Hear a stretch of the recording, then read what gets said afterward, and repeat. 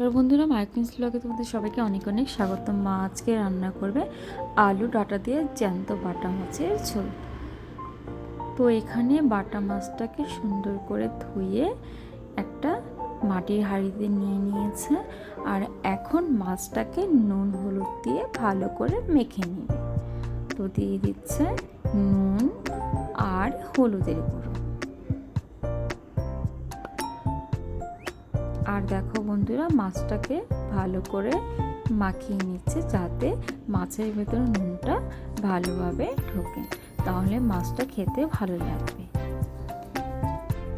এইদিকে মা কড়াইটা বসিয়ে দিয়েছে আর কড়াইটাকে একটু মুছিয়ে নিয়েছে। আর দেখো দিয়ে দিচ্ছে সর্ষের তেল। তেলটাকে কিন্তু ভালো করে গরম করে নিতে হবে, না হলে যে মাছ লেগে যাবে। আর দিয়ে দিচ্ছে সামান্য একটু নুন, যাতে মাছগুলো ভাজার সময় না লেগে যায়। আর দেখো বন্ধুরা, এক এক করে মা মাছগুলোকে দিয়ে দিচ্ছে।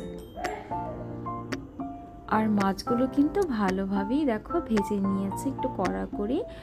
মাছগুলো ভাজা হয়ে গিয়েছে যেহেতু, তার জন্য মা নামিয়ে নিচ্ছে।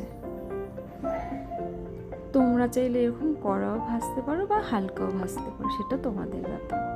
মানে তোমরা যেরকম খেতে পছন্দ করো সেরকমই করবে। আর নিয়েছে দেখো আলু, ডাঁটা, বেগুন। তো এইগুলোকে কিন্তু হালকা ভাপিয়ে নিয়েছে। দিয়ে দিচ্ছে সর্ষের তেল, মানে ওই তেলই সামান্য একটু তেল অ্যাড করে নিয়েছে। আর সর্ষের তেলেই কিন্তু পুরো রান্নাটা হবে। ফোড়নে দিয়ে দিচ্ছে গোটা জিরে। এরপর যে আলুটা ছিল সেটাকে দিয়ে দিয়েছে হলুদের গুঁড়ো। আর এখন আলুটাকে একটু ভেজে নেবে।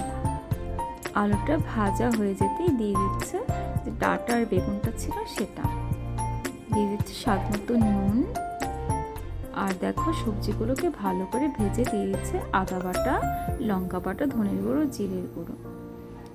আর এখন এটাকে একটু নেড়ে নেবে।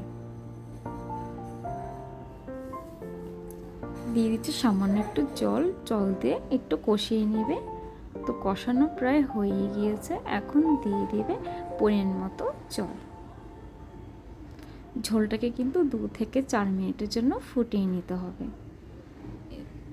এরপর দিয়ে দিবে ভেজে রাখা বাটা মাছগুলো। তো বন্ধুরা, বাটা মাছগুলোকে দিয়ে মা একটু নেড়ে দিচ্ছে। আর এখন তরকারিটাকে ভালো করে ফুটিয়ে নিতে হবে। তো বন্ধুরা, একদমই কমপ্লিট। তার জন্য মা দিয়ে দিচ্ছে ধনেপাতা কুচি দিয়ে এখনই নামিয়ে নেবে।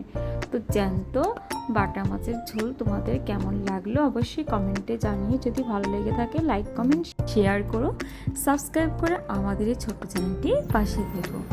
আর তোমরা এই রেসিপিটি বাড়িতে একবার ট্রাই করে দেখতে পারো, আশা করি ভালো লাগবে। এখানেই ভিডিওটা শেষ করো।